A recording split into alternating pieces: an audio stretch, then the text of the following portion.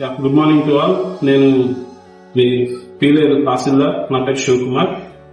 ఇవాళ మనమందరం రాష్ట్ర వ్యాప్తంగా, దేశవ్యాప్తంగా నేషనల్ ఓటర్స్ డే సెలబ్రేషన్స్ చేసుకుంటున్నాము.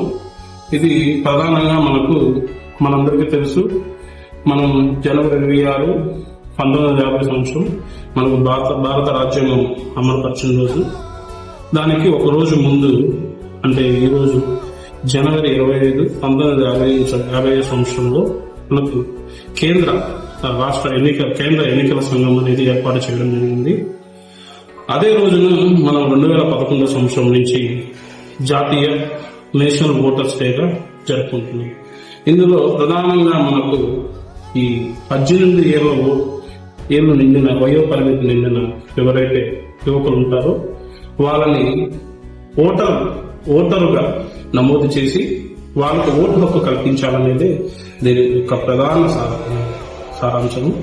కాబట్టి అలాగే మనలో చాలా మంది ఓటు ఎందుకు వేయాలా, అసలు నేనైపోతే ఏమన్నా ఆగిపోతుందా అనే ఉద్దేశంతో మనం అందరం చాలా మంది ఉంటాము.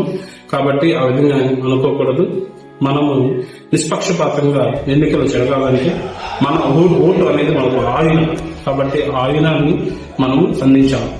ఓటు హక్కును మనం ఖచ్చితంగా వినియోగించాలి. మనం వినియోగిస్తేనే మనకు భారత రాజ్యాంగంలో మనము ఏదైతే రాజకీయ పార్టీని ఎన్నుకోగలమో ఆ విలువైన హక్కుని, అధికారాన్ని ఓటు రూపంలో మనకిచ్చింది మన రాజ్యాంగం.